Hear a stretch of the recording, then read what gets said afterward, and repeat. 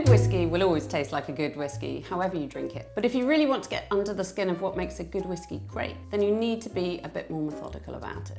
First of all, you need a good tasting glass. Two types that are commonly used in the whiskey industry, a sort of tapering tulip kind of a shape, which really helps to lift the aromas up to your nose. Another good thing to do when you're tasting whiskey is to taste comparatively. By that I mean to taste it against a couple of other whiskies, because that way you can really heighten the differences between them. Let's pour some whiskey, mainly focusing on Scotch. A really good example of this is this whiskey here from Speyside, which is the Balvenie. You want to pour about 25 mils or a shot of whiskey. Peaty one, for contrast. Before you start tasting, you want to take a look at the colour of the whiskey, because the colours of whiskey aren't just beautiful, they can also serve as important clues to how that whiskey is made and how it might taste. You can see it's got a beautiful bright gold colour, and that's almost certainly a sign that it's been aged in American oak casks. This is the most commonly used cask type in the Scotch whisky industry, and it's characterised by flavours that include vanilla, banana bread, some light spices, and maybe some peachy apricot characters. If the whiskey has a much deeper reddy brown colour like this, that's a sign that it's probably spent at least part of its life in European oak casks. A great example of this style is Abelard Rabuna, with an amazingly rich kind of dark, rolling kind of flavours of prunes and molasses. But we're now seeing distillers experiment with other types of oak too.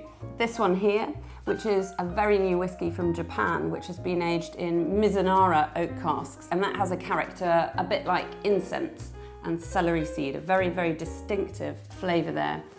So the next thing we want to do is give it a sniff.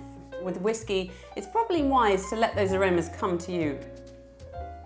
Give it a gentle nose like that, and then a bit of a swirl. I can smell a little bit of flowers actually, this one. Maybe it reminds you of a place or a person. It could be your grandfather's pipe tobacco. If it makes you think of those things, write them down, because those tasting notes will be the ones that really remind you of that whiskey in the future. So once we've given it a sniff, we'll give it a taste. And you want to really roll it around your mouth so it goes to all parts of your palate. Think about the flavours of the whiskey, but also the texture. Is it silky and mouth coating? Or maybe it's a bit more grippy or powerful. What you want to do next is add a little drop of water. This will help to really open up the flavours and the aromas of the whiskey, like rain falling on a hot, dry garden. And now I'm getting some fresher kind of green notes coming out of this whiskey. Some whiskies adapt well to water, others are not, as they say, good swimmers. But it's really all a matter of taste. Another good way to get to know a whiskey is to try matching it with a bit of food. A smoky whiskey like this one, which is Kalila from Islay, can be really good with things like seafood, shellfish, smoked salmon perhaps. A more fruity one or a more honeyed one might be better with cheese or even chocolate. But it's all a matter of taste, and ultimately whiskey tasting should just be fun, and if you're having fun doing it, then you're probably doing it right.